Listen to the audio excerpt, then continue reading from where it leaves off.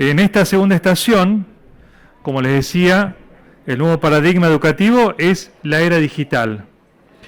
Y tenemos dos expositores que van a justamente exponer, compartir su conocimiento sobre el modelo de educación de la era digital, por un lado, y por otro lado, la transformación que está desarrollándose en América Latina, de la que somos parte, y comentar la educación digital justamente en nuestra región.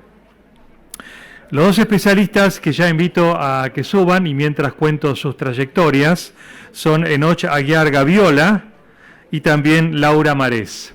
Enoch Aguiar Gaviola, me cuentan que es mitad cordobés, mitad mendocino, así que está como en su casa. También es consultor en desarrollo de la sociedad del conocimiento, es abogado, recibido en Francia, es máster en economía y finanzas y MBA de la Universidad Austral. Es profesor titular en la Facultad de Ciencias de la Comunicación y Derecho de la UBA y desempeñó tareas y roles en la función pública. Publicó El futuro no se espera, el futuro no espera no se espera también de alguna manera, pero no tanto, y políticas para desarrollar la sociedad del conocimiento. Y Laura Marés, ¿qué tal, Laura? ¿Cómo estás? Bienvenida. Hola.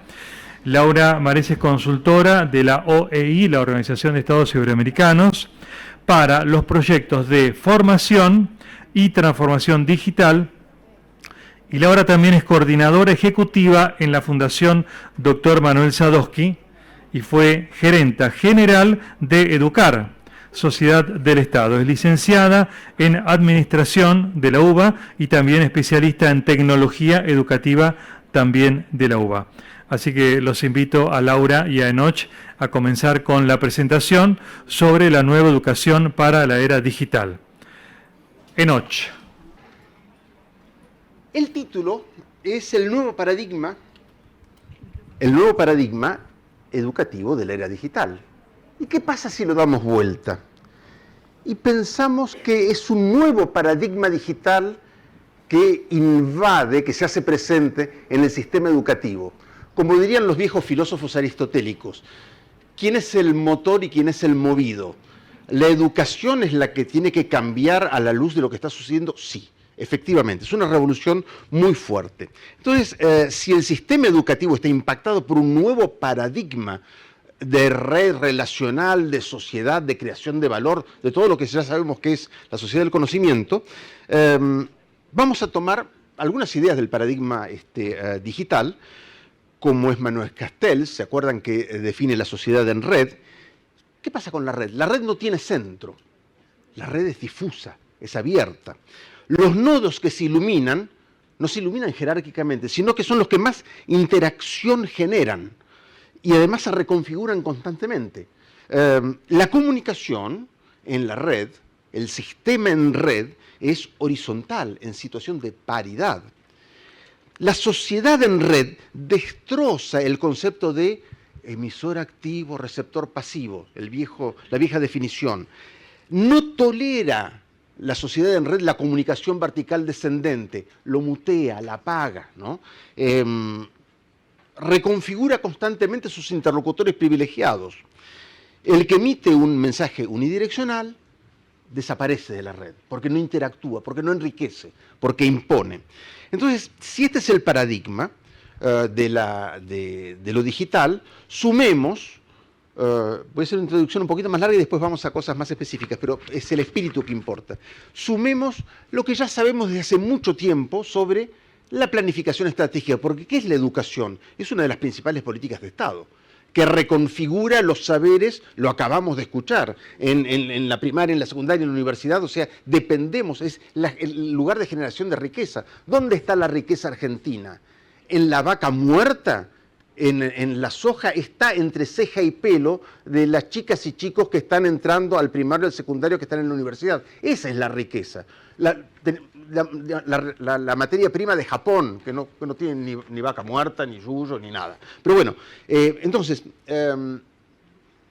cuando se hace una política, Sabemos en políticas, en management, en teoría del management, ya desde los 60 estudiamos que las motivaciones son muy importantes, y la pirámide de Maslow, y que todos los miembros deben desarrollarse y autopercibirse y crecer, y el enriquecimiento de tareas, todo eso lo sabemos. Entonces, ¿cómo se hace hoy en día una planificación estratégica en una organización inteligente, que no es de tareas sencillas y primarias? Desde la cabeza se comparte un diagnóstico, mucha información que se comparte, una visión, se diseñan objetivos generales, bajan a todas las unidades, que la reconfiguran, la modulan y la devuelven con sus aportes, que a veces, cuando es bueno el sistema de planificación, pueden hacer que la cabeza mire lo que no estaba viendo, y esto sucede, me ha tocado vivirlo en organizaciones que lo hacen. Y una vez que este proceso de bajada y subida y enriquecimiento termina, se reelaboran entonces, sí, en detalle los objetivos específicos en función de la participación cruzada, del protagonismo de todas las áreas. Bien, todos sabemos esto. Sin embargo, salvo honrosas excepciones, salvo seguramente todos los ministros de Educación que están aquí presentes, pero en general, en Argentina generamos políticas top-down, pensadas en torre de cristal y que bajan, caen desde allí y se derraman sobre el pueblo difuso que lee los editoriales para saber qué le toca según las áreas, ¿no? Ahora vamos a hablar de educación. Pero las políticas top-down, lo que sucede es que no empoderan a los actores de base, lo que de hacerse le podría dar durabilidad, legitimidad primero y durabilidad a las políticas. Como eso por lo general no pasa, las políticas son políticas de un periodo, de un tiempo, de una gestión y no duran. Entonces, en el caso de lo digital es una revolución un poco especial, porque con lo educativo no modifica, no es que aporte un contenido, ni aporta una herramienta, es mucho más, o la forma de enseñar, ¿no? No es enseñar con tecnologías. Lo que sucede con la educación es que la educación no está en los despachos que la planifican, sino en el aula en donde se enseña. La tecnología cambia la relación de poder en el aula. Si el docente no está preparado para ello, siente que es el primer momento en la historia larga de la educación, de las universidades parisinas del 1200 hasta ahora, el profesor pierde su lugar porque el otro, que puede tener 7 años, dice, no, profe, aprieta, hace, pierde. Hay un lugar en donde el otro es superior y lo puede ridiculizar. Entonces, las tecnologías en el aula no es como si vamos a enseñar química inorgánica, que no estaba y ahora lo ponemos porque nos parece bien. Es mucho más que eso. Como han modificado las relaciones sociales y las relaciones de trabajo en el conjunto de la sociedad, también modifican el concepto de paridad, introducen en el aula, en la educación, el concepto de paridad, de horizontalidad, que puede desafiar con conocimientos que el otro no tiene, no solamente los tecnológicos, los que vio un chico inquieto que se subió a Internet, que utilizó Google o GPT 3, 4, 5, 6, lo que venga, puede desafiar la jerarquía y el conocimiento de los docentes. O sea, el sistema... tenemos que elaborar políticas educativas, pero partimos de un sistema que es, como es un sistema provincial, municipal o el nacional. Es un sistema concentrado, compartimentado en áreas autónomas, nadie puede firmar lo que hace el otro y por lo general no hay vínculos horizontales, en nuestro país y muchos otros con tinte presidencialista, con una comunicación vertical descendente con feedback limitado, justo lo contrario de todo lo que acabamos de describir. Para Guillermo O'Donnell, traigamos un politólogo ya que estamos, Argentina es una democracia delegativa, con tendencia a personalizar y a concentrar el poder en cualquiera de los signos que uno, esto no es una descripción, solamente una descripción de los últimos 40 años, ¿no? Entonces las políticas propias de nuestro Estado son, por lo general, la elaboración en ámbitos políticos cerrados, un debate público agotado, una fragilidad de las políticas ante el cambio político y políticas que se discontinúan por ausencia de políticas de Estado. O sea que el paradigma digital debería llevar una reforma educativa que empodere a los sujetos regulados, a los sujetos actores, que se haga desde ellos, que son los destinatarios y los motores de la política. Bien, ¿cómo se implementan las políticas tecnológicas? Vamos a ver en breve algunas de ellas.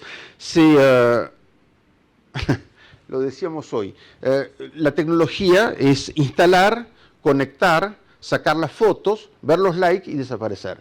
Y después no se sabe más qué sucedió con el equipamiento dado, con la antena instalada, nadie lo sigue, es muy difícil, muy pocos casos suceden. Entonces, se da conectividad, por ejemplo, a quien no se conoce, sin formación previa, instalando por igual a las escuelas que lo desean como las que lo temen o que no saben cómo usarlo. Me tocó hace mucho tiempo, en el 2007, escribir un librito que el futuro no espera, de paso, pase el aviso. Claro, 2007, 16 años, ¿qué venís a hablar de eso? ¿Saben qué decía? Primero el docente. Consultar primero al que se muere por tener la tecnología con proyectos, buscar los líderes de cambio que mejor lo pueden implementar. Esta es la mejor forma, además, de utilizar un presupuesto que siempre es reducido.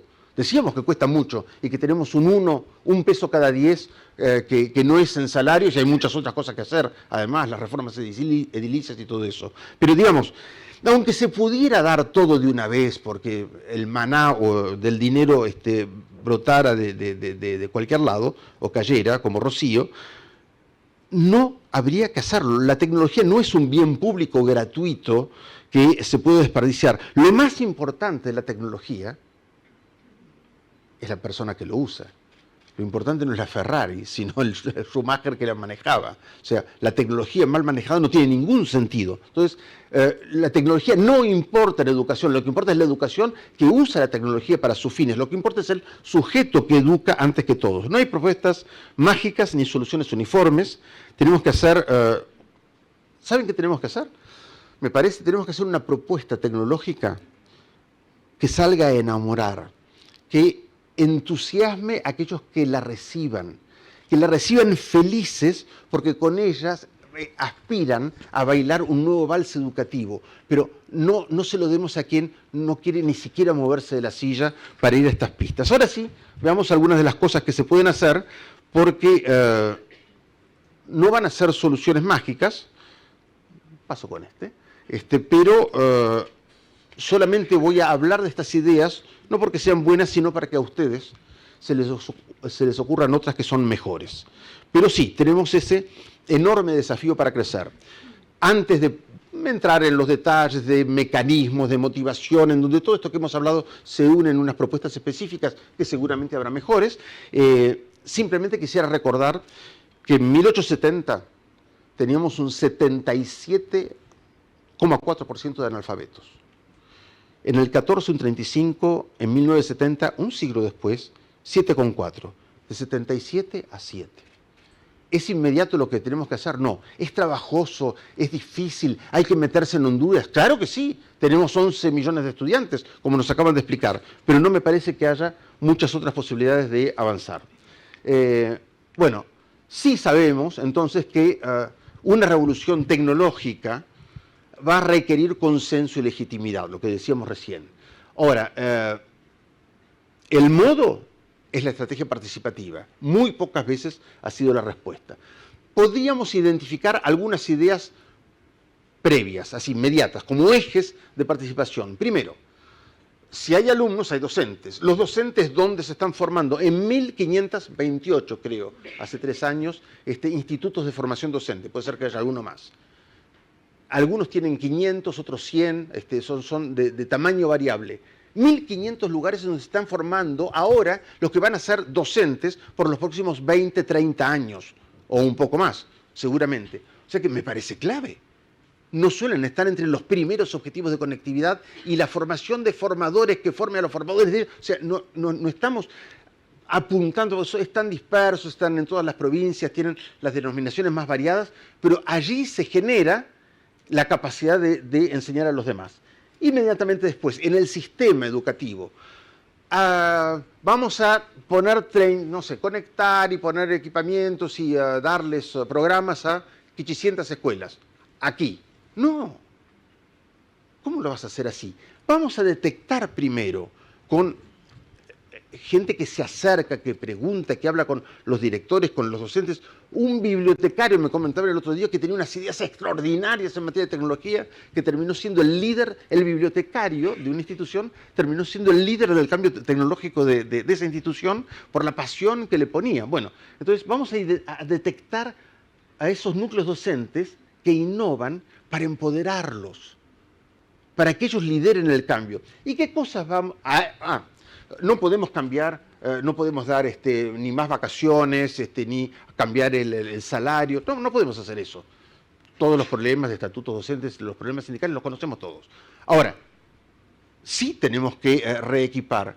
Y sí, obviamente vamos a empezar a reequipar y a darle medios a aquellos que sean los mejores pilotos de tecnologías, para utilizar el ejemplo, seguir con el ejemplo de la Ferrari, y allí sí, los que sienten que están cortados porque no tienen equipos, porque no tienen un carrito para distribuir 25 computadoras o 30 a todos los chicos de su clase cuando hace falta, y después que lo utilice otro que también está en el mismo yeite, ¿no?, adentro de la escuela, van a decir, no, sería una locura tener eso, imagínate, nos combinamos bien para siempre tenerlas utilizadas, las 30 o 40 que están en el carrito y que se utilizan en un curso o en otro.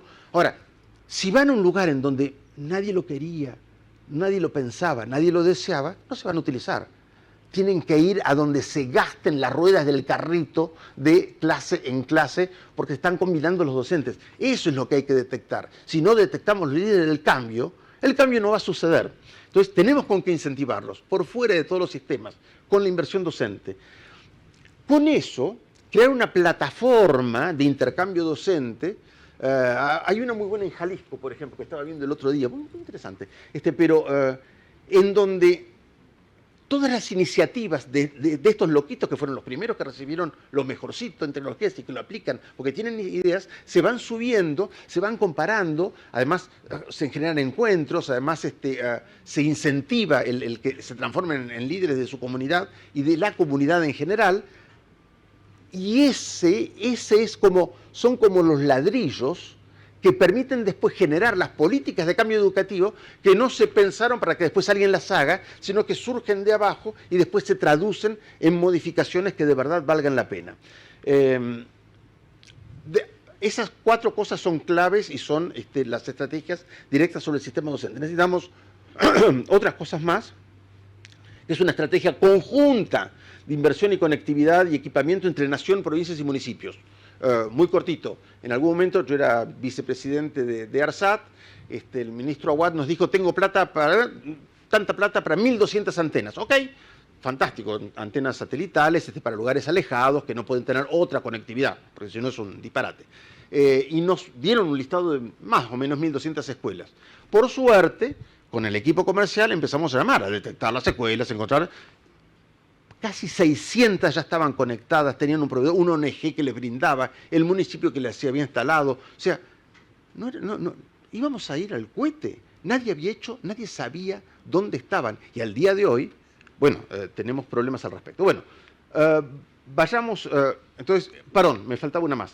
Y después, para el otro lado, aquí, para atrás. Sí, acá estamos. La otra es que estamos trabajando sin información. La información que recibimos es interesante. Ahora, si la quisiéramos dividir por público, privado, establecimiento regional, por áreas, ¿cuántos son los chicos que empiezan la primaria en un lugar, la siguen en otro y van a una tercera provincia, la migración? Me decía Laura esta mañana que si se fue, dicen que se fue del sistema, porque no está más en su lugar de origen. O sea, los migrantes aparecen como ni repitentes, son desaparecidos educativos, ¿no? NNs educativos, y siguen, están, ¿no? Pero el sistema no lo reconoce. Entonces tenemos mucho para hacer porque no podemos tener políticas educativas si no compartimos ni siquiera la información. ¿Cómo vamos a compartir la decisión si no compartimos la información previa, ¿no? Obviamente, son todas verdades de perogrullo, pero el problema es que hay que llevarlas a cabo, hay que enfrentarlas. Son tan sencillas como si no nos comunicamos no podemos hacer nada en conjunto entre provincias, municipalidades y nación para políticas educativas que generen la revolución que estamos pensando. Vamos rápido porque ya hay que tener, ¿cuántos minutos? No sé. 8. Gracias, sos una genia. Es precisa. Bueno, que el docente sea protagonista del cambio. Eso es la clave. ¿Se acuerdan todo lo que dijimos de motivación, etcétera? Que él es el que tiene el lugar del poder, que el hecho educativo se produce ahí, entre docente y alumnos. Ahí se produce la magia o no hay ninguna. Entonces, comunicar las visiones, bueno, lo que dijimos, comunicar las visiones para que cada equipo local aporte desde su lugar. No hay visiones únicas. Toda visión debe ser modular y respetar las diferencias. No es lo mismo una escuela rural que una de suburbio, que una de... claramente hay diferencias que en 3 kilómetros uno puede vivir una zona absolutamente ajena. El otro día hablaba con una persona que vivía a 10 kilómetros de La Plata y 15 kilómetros de Capital Federal. Ahí, en esa zona, no había internet en ningún lado. No había internet en ningún lado. Había que moverse. Ahí, a la vera de las dos capitales. Para que lograr esto, los ministerios, los encargados de estas políticas, deben generar, digamos, tutores de cambio que detectan estos líderes y que están allí apoyando para que haya homogeneidad en la visión educativa de conjunto, compartiéndola, no imponiéndola, compartiendo los valores, compartiendo la visión, contagiando esa visión, pero fortaleciendo la diversidad. Cada uno va a tener una idea diferente, obviamente. Como un chico de 18 años se genera una app que es líder en el mundo. O sea, lo educativo es tan variopinto y tiene tantas maneras de ser enseñado como cualquiera de las actividades digitales. Entonces, esa creatividad la tenemos que fomentar. ¿No? Es decir, no, ya tenemos una que resuelve esto, aplicala. No, ese no es el camino. No imponer nada. Obviamente controlar la calidad y la eficiencia.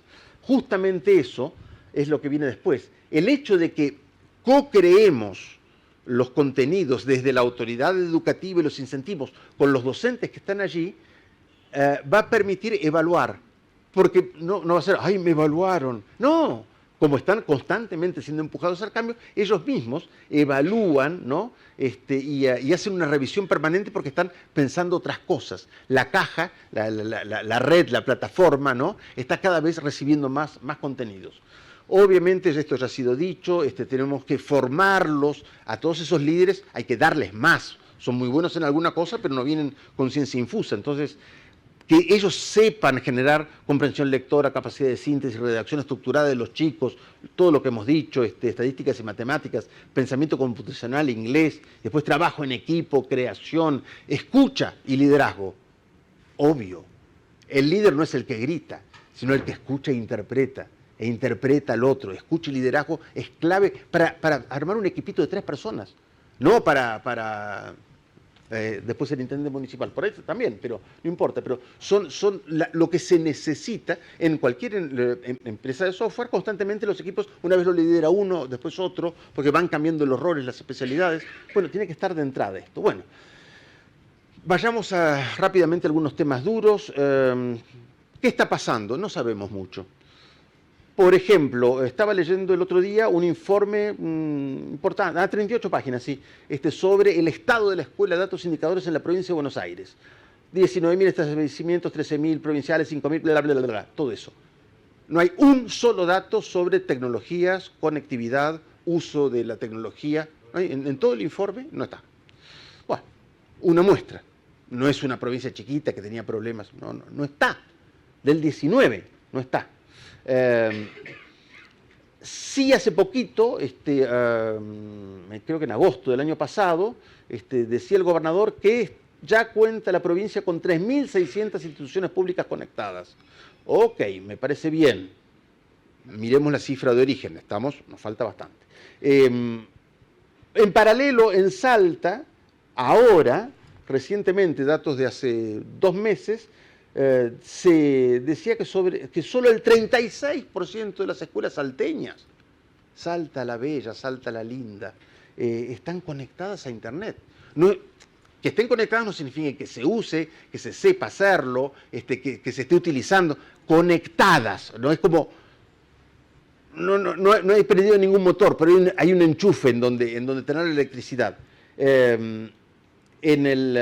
Bueno, y el ministro de Educación decía hace poquito que nos faltaban conectar el 47% de Internet. Como vemos, como en todos los gráficos, hay algunos con un 30, otros con el 60, pero digamos, el problema es realmente grave. ¿Es un problema de la escuela? No. Este es un dato duro. Acá están todas las conectividades, no se llega a ver del todo, todas las conectividades, pero con menos del 50% de los hogares conectados tenemos a 8 provincias. Y después van subiendo. A Cava no la cuento porque Cava es una metrópolis, ¿sí? Digamos, son otras las condiciones, pero si ustedes se fijan, Tierra del Fuego, La Pampa y Córdoba, mira, están entre las primeras conectadas.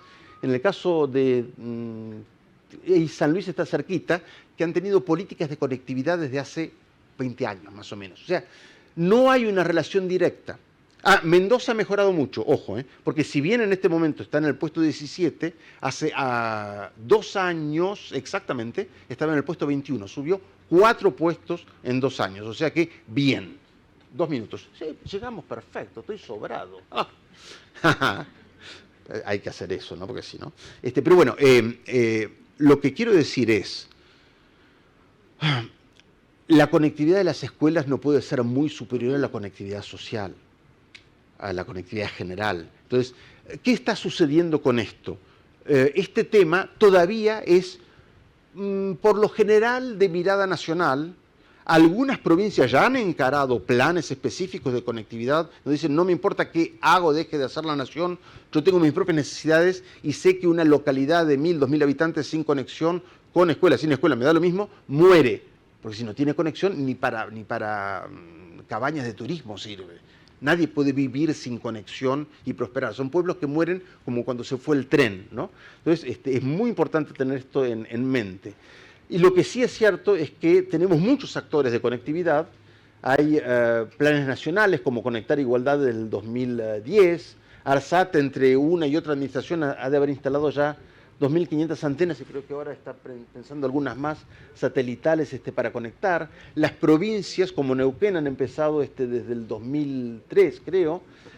Prestadores locales, que nadie, lo doy gratis, te dicen prestadores que nadie conoce, que nadie tiene. Obvio, siempre le di gratis a la escuela y a la comisaría. No están registrados, no se sabe, nadie los censó, no tenemos claro eso.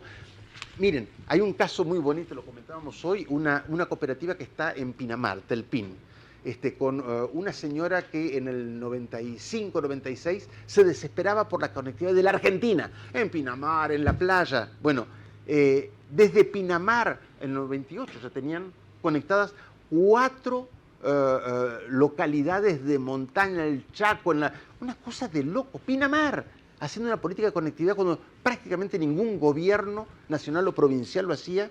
Esta extraordinaria dama sí lo estaba haciendo. No tenemos registro de eso. Entonces, hacemos inversiones y planes sobre una realidad que no conocemos. Las calidades son diferentes, eso no importa, pero lo que sí importa es, ya conectamos, las velocidades se duplican como mínimo cada 2 años. Y los equipos informáticos, unos se rompen, otros no, pero tienen una vida útil, si están bien usados, y si no, una obsolescencia, que está entre 5 y 6 años. O sea que lo importante es que no se trata de invertir una vez, sacarse la foto y desaparecer, ¿no? Y tener muchos likes, ¿no? En ese momento, la fotita linda, que estamos ahí, todos con banderitas, cosas y con sistemas tecnológicos a la vista, porque si, como las empresas de comunicaciones, que tendrían que invertir un 20% de su cifra de negocios todos los años para no caer, ¿no? A nivel mundial, todos los sistemas tecnológicos deben reinvertir el equivalente de la suma de todo lo invertido, un 20% por año, para impedir la obsolescencia rápida. Porque si no, lo dejan y 4 años después hay que empezar de nuevo. Entonces hay que tener un mantenimiento de inversión que sea consistente, y ya estoy terminando. Con datos actualizados, integrados, interoperables, la base de datos, aquella de la que hablábamos, es fundamental, porque si ya tenemos a docentes formados que están liderando, tienen que saber dónde están los otros, qué están haciendo, cuáles son los datos, armar redes transversales. Vieron que la red es absolutamente horizontal, como decíamos. Entonces, podríamos tener en este momento, ya me decía muy bien Laura también, es una ley de Cobos, ¿no? De que hubiera un registro digital, una historia educativa digital personal, para saber dónde hizo el primer año, el segundo, el tercero, cuarto grado, un chico hasta como la historia clínica digital. Bueno, se sancionó, nunca se reglamentó. Mira qué bonito. Entonces no tenemos, no es un problema de leyes, es un problema de voluntad política de hacerlo. Bien, podemos avanzar. Fin. Muchas gracias. El dato, no, una cosa. Estamos frente a un desafío que dirían los españoles, de la hostia, tío, de la hostia.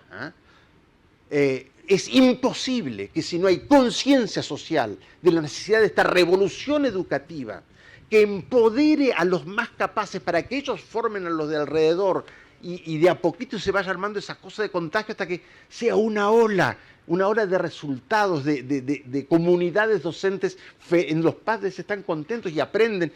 Hasta que eso no suceda, no hay cambio.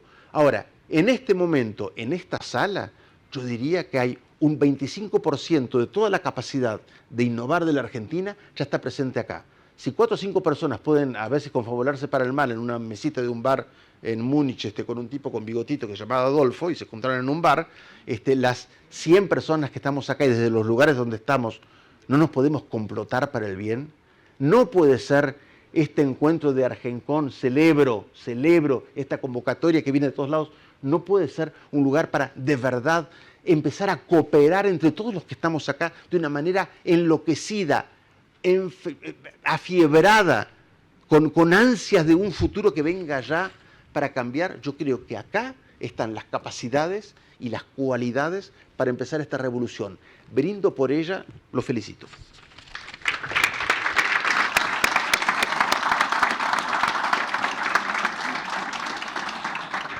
Bueno, muchas gracias. Nos conocemos con Enoch hace más de 20 años, así que coincidimos, cuando teníamos 12, por ahí. 30, decís, en jardín entonces. Así que bueno, compartimos muchos de estos puntos de vista. Hoy a la mañana con Fernando Tascón, que también nos conocemos hace mucho. Él es más grande, ya lo sabemos, pero también estuvimos hablando bastante de esto. Yo voy a arrancar hablándoles primero desde el enfoque más de lo latinoamericano para después volver a lo local. Si bien, como hoy mostraba el informe de Argentinos por Educación, hay muchas diferencias en los países, la verdad es que cuando empezamos a discutir políticas educativas con otros equipos, con otros ministros, también hay muchos puntos en común. En esto de los compartimentos estancos, en esto de que cuesta modificar la formación inicial docente, en esto de que históricamente la educación es ajena a la tecnología, lo ve como algo externo, que no sé, ahora no puedo, ahora tengo que tratar la alfabetización, ahora no puedo, tengo que tratar el ausentismo. La tecnología educativa existe hace 40 años. La diferencia es que en los últimos 10 años se volvió mucho más central y ahora es imperativa. Entonces estamos trabajando desde hoy fundamentalmente en 2 temas. Por un lado, está Guillermina por ahí en lo que es el futuro del trabajo, armando distintas mesas en el país, pero también con países latinoamericanos, en hacia dónde va el trabajo, cuáles son los puestos que surgen, cuáles son los puestos que desaparecen, un tema que ha tomado muchísima más relevancia a partir, diría, de diciembre de 2022, con todo el salto de la inteligencia artificial generativa y todo lo que eso implica para algunas profesiones que desaparecen, porque también, como hoy bien decían en el primer panel, no tiene sentido, creo que era Pablo, no tiene sentido pedirle a un profesional de 40, 50 años, bueno, ahora aprendí a programar. No va a aprender a programar, va a hacer lo que siempre hizo. Y no va. Ayer me encontré con una persona en el aeropuerto que nos pusimos a hablar de lo que hacía, y él me decía, sí, yo cuando me retiré a los 60, los chicos de 40 me superaban en mucho porque sabían de tecnología, yo no entendía nada. Bueno, eso es algo que tiene que cambiar en las generaciones que van aprendiendo, pero las generaciones que hoy tienen esas edades no van a cambiar. Hay que buscar soluciones para esas personas que ya no van a poder ser ni programadores ni diseñadores, pero que ven sus puestos desaparecer o verse muy reducidos, como podrían ser locutores, diseñadores gráficos, equipos de multimedia, en fin, muchos equipos así que se van reduciendo. Entonces es importante. La tecnología, la inteligencia artificial generativa salió de golpe. Por supuesto no existe de golpe, hace 20, 30, 40 años que se estudia, pero el resultado salió de golpe sin que nadie lo esperara. Ningún gobierno tenía marco regulatorio para eso. Ahora empieza a hablar, se están esas 1000 firmas que se juntaron con intereses diversos, pero para cuando lleguemos con el marco regulatorio probablemente ya va a ser tarde, porque muchas de estas empresas están en las principales potencias o están en paraísos fiscales, con lo cual es muy difícil atacarlas, y la riqueza queda en esos lugares. No desgrana hacia los otros países como pasó durante las revoluciones industriales anteriores. Esta es una revolución industrial que nos tiene que preocupar y mucho en pensar activamente qué políticas podemos hacer. Entonces, esa es una de las áreas que está trabajando la OEI. La otra área es la transformación digital de los ministerios de educación. No en el sentido de lo que vinimos hablando hasta ahora de cómo se enseña, sino de lo que hacen los ministerios, las tareas de los ministerios.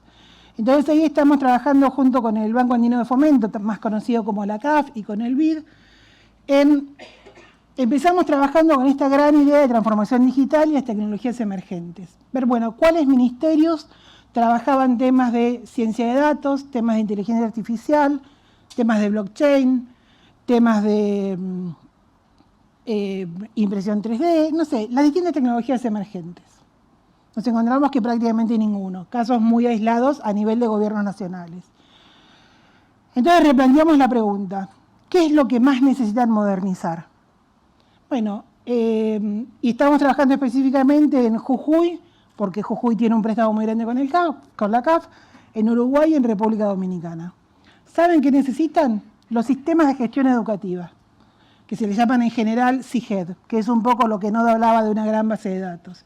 Es una discusión, está acá Walter Garobá, que está en el sistema TMS de muchísimos años, conoce que existe también hace 30, 40 años, no se logra nunca, por distintas razones, unificar ese registro. Tedesco decía, el ministro anterior, de hace varios años, soy ministro de Educación y no puedo saber cuántos alumnos y cuántos docentes tengo. Seguimos sin saberlo. Tenemos números aproximados porque las provincias dan declaraciones, dan informes declarativos, pero no se puede tener ese dato fino, no se puede saber cuántos profesores de tal disciplina de tal año hay y cuántos debería haber. Entonces, los sistemas de gestión son un imperativo en toda la región. Algo que hablábamos hoy a la mañana. Afortunadamente ahora ya hay mucha más conciencia de eso en los ministerios. Afortunadamente hay muchas más iniciativas parciales, por ejemplo en Argentina, Mendoza, La Rioja, Córdoba, Entre Ríos, Misiones, Río Negro, La Pampa, perdón si me olvido de alguna, son provincias que ya están de alguna trabajando o con sistemas o están empezando, Santa Fe, o están empezando a armarlos. La otra ventaja es que hoy no existe lo que existía, hoy existe lo que no existía hace 10 años, que es o masivamente todo el tema de las interfaces o las APIs, que permite ya no pensar en un gran sistema, sino que cada provincia desarrolle, Jujuy es otra, perdón, el sistema que necesita, de acuerdo a la información que necesita, y que lo único que tiene que considerar es que ese sistema incluya los campos que se ven a nivel cross, a nivel de toda la nación. Y después las APIs se ocupan de cruzar esos datos para llegar a un gran data lake de donde se puede ir levantando la información en distintos modelos de informes. La otra cosa que es necesaria es articular las tradicionales áreas de evaluación del sistema educativo, de información, con las áreas de sistemas. Típicamente el área de sistemas era un área de servicios, hoy es un área que tiene mucha más capacidad de desarrollar estos sistemas de gestión. Bueno, las áreas de evaluación tienen que transformarse en áreas que den la información más cualitativa, que analicen, que mastiquen, que produzcan información para la toma de decisiones a partir de esos datos. Y permitir que el área de sistemas haga la información cuantitativa sin sentir que eso es una invasión sobre su área. Eso lo he visto en por lo menos 6 o 7 de los países que analizamos. Ese divorcio, esos compartimientos estancos entre esto es mi tema y no quiero que sistemas se meta. Quiero que sistemas me mande computadoras y me dé conexión a internet, nada más. Creo que también pasa en muchas empresas, ¿no? Hoy no hay empresa, no hay organismo que no tenga que tener algún tipo de desarrollo, algún tipo de plataforma. Y empiezan a discutir el área de investigación con el área de sistemas, con el área comercial, de quién tiene la posta de lo que habría que hacer. Entonces, un poco por ese lado son las grandes preocupaciones de la región, tener estos sistemas integrales de gestión. ¿Y para qué? Bueno, primero para saber efectivamente la magnitud del sistema. Después para tener sistemas de alerta temprana. Si yo empiezo a ver que un chico falta más de 15 días o que sistemáticamente falta en el momento de las pruebas o que sistemáticamente falta los lunes, bueno, tengo muchas más posibilidades de acercarme y ver qué le está pasando a mitad de año, no a fin de año cuando ya no tiene posibilidad de recuperarse. Si encuentro que sistemáticamente tercer año desaprueba historia, bueno, ¿qué pasa con ese profesor o esa profesora que todos desaprueban? Probablemente hay una falta de, como decía el colega de ITBA, una falta de rapport del profesor con los alumnos o una falta de actualización metodológica. En la universidad lo vemos, en la escuela secundaria también hay muchos idóneos. ¿Qué son idóneos? Contadores, abogados, ingenieros, arquitectos, físicos, que van a dar la materia que conocen, pero nunca tuvieron una clase de pedagogía. Nunca estudiaron cómo se enseña algo, cuál es la mejor manera de acercarse a los alumnos. Y necesitamos eso, porque también, como se decía hoy, los chicos cambian, como cambian todas las generaciones, como cambiamos nosotros para nuestros padres, como nuestros padres para nuestros abuelos. Hay distintas formas de entender, hay distintas formas de enseñar. El mundo cambia, todo cambia. Entonces necesitamos esa actualización permanente. Yendo más al caso de Argentina y volviendo un poco sobre lo que hablaban algunos de los que me antecedieron, entre otros Enoch, específicamente en el uso de tecnología educativa, yo insisto mucho con el tema de que la brecha digital no es la brecha de no tener, sino que es la brecha del acceso, del uso y de la apropiación. No lo inventé yo, es un concepto que viene desde la Cumbre de Túnez en el 2005, pero que en general no se comprende, porque la foto que paga es la foto de entregar la computadora o de conectar a un lugar. Entonces el acceso es eso, dar la computadora, dar la conectividad, buscar puntos comunes de conectividad. Hoy tiene menos sentido conectar en el aula que conectar en la biblioteca o conectar en un centro común al que los chicos puedan ir. ¿Por qué? Porque el modelo de aprendizaje es muy distinto a cuando se creó el Plan Ceibal o cuando se creó Conectar Igualdad. No tiene ningún sentido que estén los 30 chicos de un aula todos conectados buscando la misma página. No. La computadora tiene que ser como el libro, como el lápiz, como la regla. La saco cuando la necesito, no necesito tenerla todo el tiempo prendida. Entonces, primero está el acceso. Hay que ampliar la red federal de fibra óptica, hay que ampliarla no solo a lo largo, sino fundamentalmente a lo ancho. Hay muchísimas localidades en el sur del país, por ejemplo, que van a Chile con el teléfono para desde la frontera captar el roaming y después volver con esos datos. Hay que ampliar ese acceso, hay que mejorar los satélites, hay que avanzar rápido con el 5G, hay que hacer todo lo que se pueda para tener más conectividad en todos los puntos, porque si no lo que pasa es que las minorías, los más afectados, los más pobres, son los que más sufren, no solo no tener educación, sino no tener salud, no tener acceso a la cultura, a la información y demás. La segunda brecha es la del uso. También, lo que decía Enoch, me diste la computadora, ok, y ahora... Bueno, esto, ¿cómo la tengo que usar? Si son chicos de escuela, de jardín, por ahí tienen que tener un canasto como el rincón de las tablets y en algún momento usan las tablets para motricidad fina. Si son chicos de primer grado que no la pueden todavía manejar, por ahí tienen que tener una entre varios o tienen que tener una computadora fija. Si son chicos más grandes ya se la pueden llevar a su casa. ¿Y qué tienen que saber usar? ¿Tienen que aprender Word y Excel? No, no tienen que aprender Word y Excel, porque... todos aprendemos, y más ahora a partir de Google Drive, aprendemos rapidísimo a usar cualquiera de esas herramientas. Tienen que aprender herramientas que les sirvan para aprender mejor. Tienen que aprender a usar Google Maps para calcular una distancia, por ejemplo. Tienen que aprender a usar herramientas que les permitan hacer simulación de laboratorio sin tener un laboratorio físico. Tienen que aprender ese tipo de cosas. Tienen que tener contenidos que los interpelen, contenidos que sean interactivos y contenidos que se puedan usar, esto es fundamental, online y offline. Se extendió mucho en distintos momentos la idea esta de que se mandaban computadoras vacías. Las computadoras en los distintos planes siempre fueron con contenidos. Contenidos que incluyen, por ejemplo, en estas últimas versiones, 3 plataformas de programación diferentes. Una es Python, otra es Pilas y la otra ahora no me acuerdo. Que permite que los chicos puedan programar aún estando offline.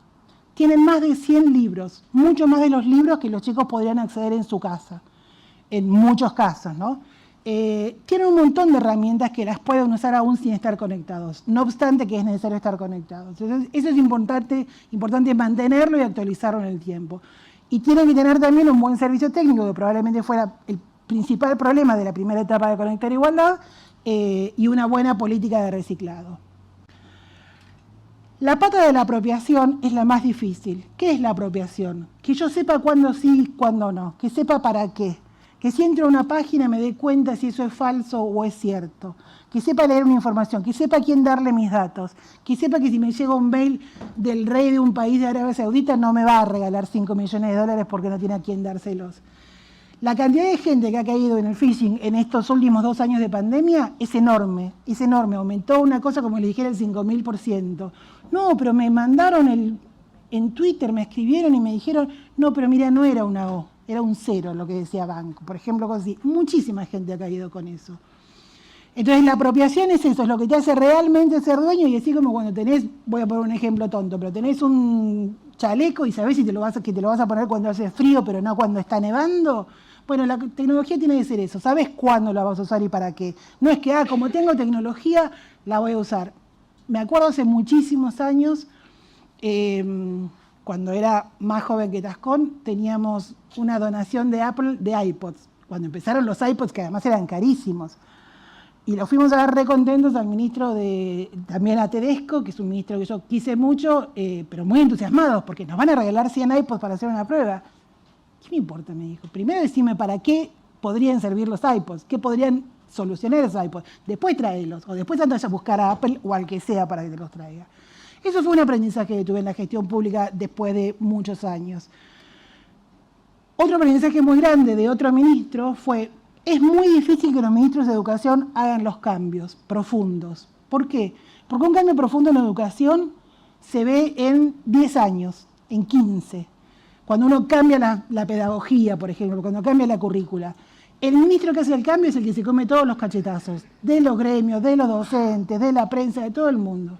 Entonces hay que tener mucho coraje para hacer esos cambios, que lo va a ver un ministro varios gobiernos después. Si no, fíjense, cada vez que salen las pruebas Aprender, las pruebas PISA, todas las demás, van a entrevistar al gobierno de turno. ¿Qué sabe ese ministro que tiene que ver con la prueba que tomaron hace 2 años de los resultados de 2 años antes?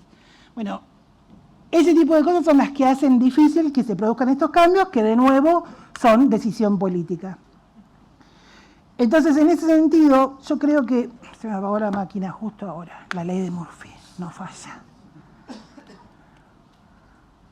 Bueno. Coincido con lo que decían antes, que es imperativo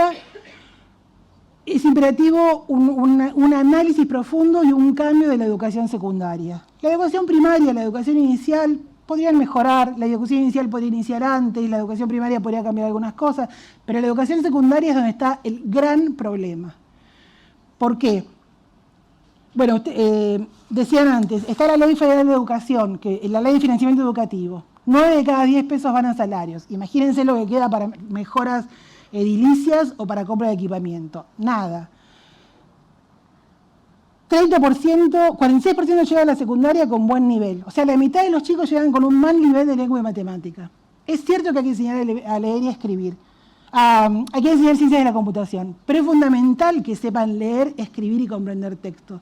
Porque no solo hay un 46%, un 54% que no llega con un buen nivel. Hay chicos que llegan sin saber leer, con un manejo de 200 palabras. Traten de imaginar por un momento lo que es haber atravesado toda la primaria sin saber leer. ¿Qué hizo ese chico? Ya está frustrado, ya 7 años fingió que sabía, trató de que alguien le consiguiera los deberes, se escapó, se sentó atrás de otro para que no lo llamaran. ¿Qué posibilidad tiene ese chico en la secundaria? Bajísima. Entonces es fundamental que mejore la enseñanza de lengua y matemática. Bueno, entre otras cosas, por eso este ministro de Educación, Jaime Persic, puso la hora adicional para lengua y matemática.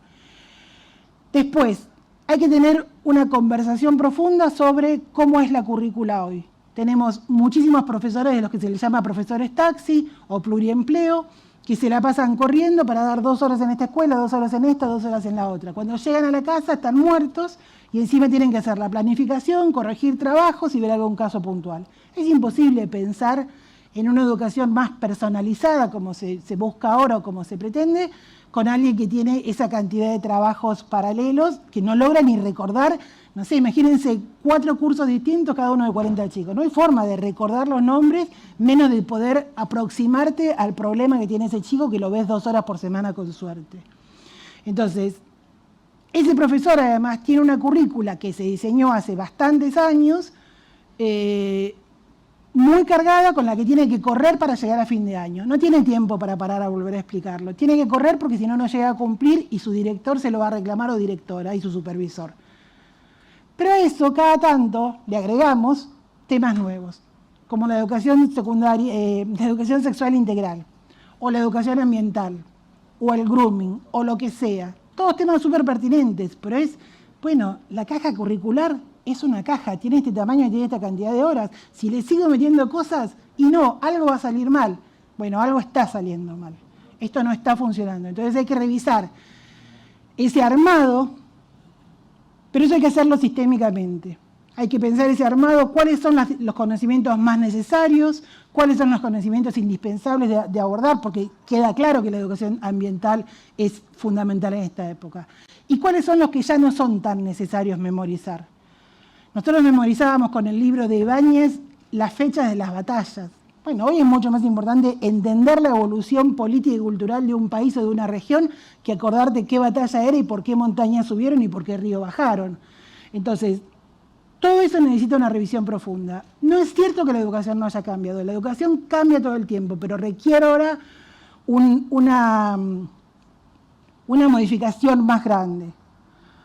Hay que mejorar los salarios y los cargos docentes. Tiene que tener ese docente una carga acorde a su salario. Hay que pensar en roles como el rol del tutor, o del tutor, que es el que puede estar fuera de clase para estar atento al que necesita recuperar algo. Hay que asegurar el equipamiento. Yo ahí un poco diciendo con Enoch, porque justamente como cada vez la necesidad de conectividad y de equipamiento es mayor, bueno, si en algún momento la provincia le da conectividad, la nación también se la puede dar, porque va a cubrir el mayor ancho de banda que necesita. Y son recursos que están de todos modos bien empleados. Y hay que trabajar muchísimo con la formación inicial docente. La formación inicial docente no aborda en serio el tema de la tecnología desde nunca, me animo a decir. Quizás haya alguien de algún instituto y después me quiera matar, está bien. Pero hay acercamientos de lo que se llaman muy instrumentales. Te enseño a usar esta herramienta. Pero no hay acercamientos de qué implica trabajar con tecnología con chicos que siempre usaron tecnología. Porque justamente, hoy alguien ponía el ejemplo del chico de 7 años que sabe más. Ese chico de 7 años sabe prender la tablet y sabe entrar a YouTube. Ahora, ¿tiene pensamiento crítico? No. ¿Tiene noción para saber que si busca una enfermedad en Yahoo Answers le va a decir cualquier cosa? Casi seguro le va a decir que es cáncer. No, no la tiene. Para eso está el docente, para ser el facilitador que lo ayude a usar esa herramienta que él ya sabe usar. Por eso también decía, no hay que enseñar a usar Word y Excel. Pero que le diga, bueno, vamos a ir por acá, lo vamos a ir a usar para esto. De nuevo, la apropiación, entender el sentido, entender para qué lo uso, entender cómo lo uso. Eso requiere un cambio muy grande de la formación inicial docente. Termino esto con una nota horrible, pero una nota positiva. Todos los informes que vieron hasta ahora, hoy en la presentación, cuando haya informes nuevos en 2024, van a ser infinitamente peores. ¿Por qué? Por la pandemia. Por todo lo que no se pudo hacer en pandemia, lo que no se pudo invertir en las escuelas, lo que retrocedieron los aprendizajes, por todos los chicos que dejaron la escuela porque empezaron a hacer changas, por todos los retrocesos que tuvieron los chicos después de haber estado 1 año y pico fuera de la escuela. Los chicos de los primeros años tienen mucha más dificultad para vincularse. Entonces, perdón, me olvidaba, hay otro tema que es que también hay que analizar, que es el de la repitencia, que trajo mucho ruido en estos días porque lo planteó la provincia de Buenos Aires. Está aprobado en las distintas pruebas, en las distintas evaluaciones, que el alumno repitente tiene peores resultados. Entonces, repetir no suele ser la solución. Y que el alumno repitente, como también dijeron de Argentinos por la Educación, tiene mayor tendencia al abandono. Hay que revisar ese modelo si no tiene que ser más parecido al de la universidad, donde yo debo matemática de segundo, pero sigo cursando las otras ramas y después recupero esa materia. Y donde voy agrupándome por temas y no repito todo el año y me aburro todo el año porque hay 9 materias de las 12 que ya las sabía. Entonces, prepárense para resultados aún peores. Pero el dato bueno es que yo no creo que no haya plata. Y, de nuevo, estuve 20 años en el sistema educativo. Creo que la ley del 6% se tiene que cumplir. Creo que tenemos que llegar a ese 6%. Creo que se puede ampliar. En algún momento estuvimos trabajando en una ley donde creo que se puede ampliar al 9%, pero además donde muchos ministerios en este gobierno, en el anterior, en el que va a venir, subejecutan. Cuando uno tiene un buen proyecto, la plata aparece, de presidencia, de otro ministerio, del BID, de CAF. Si hay un buen proyecto, si hay una buena idea, la plata aparece. Lo que necesitamos es trabajar junto con los especialistas, con los equipos directivos de las escuelas, que en general no se los tiene en cuenta, con los ministros de las distintas provincias para entender las particularidades regionales y las diversidades que hay que respetar, y con las empresas, con el sector privado y con la sociedad civil, para hacer, como también dijimos, un consenso, o volviendo a Tedesco, el famoso pacto educativo. Si logramos el educativo, la plata para hacer los cambios aparece. Muchas gracias.